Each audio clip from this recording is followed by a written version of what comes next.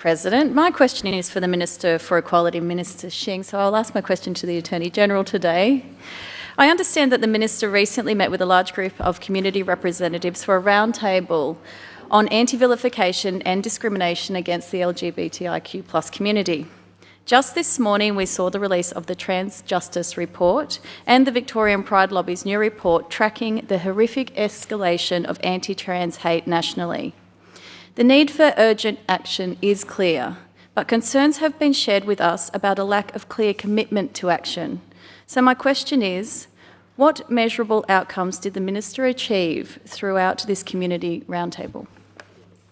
Minister.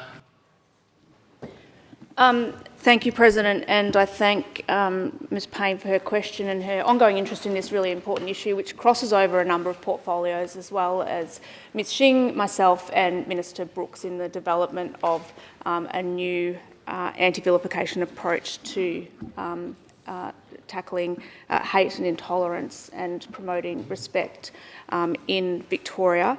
That roundtable, she has a lot, but I think my staff went along with that as well, just to make sure that we are all having all aware of the issues that people are raising, to ensure that when the consultations are completed and we get to the point where we are drafting legislation that's picking up all of the people's views and doing hopefully what it's intended to do.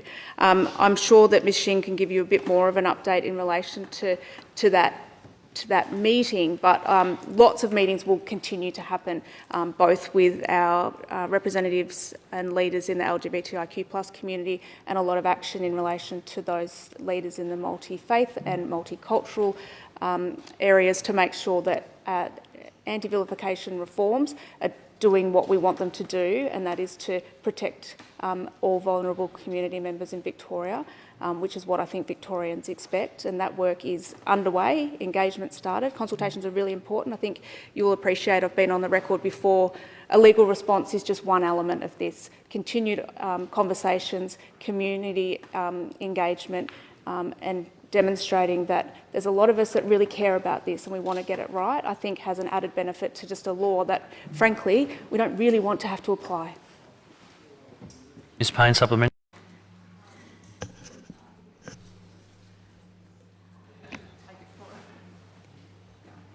Okay. Ms Payne, supplementary.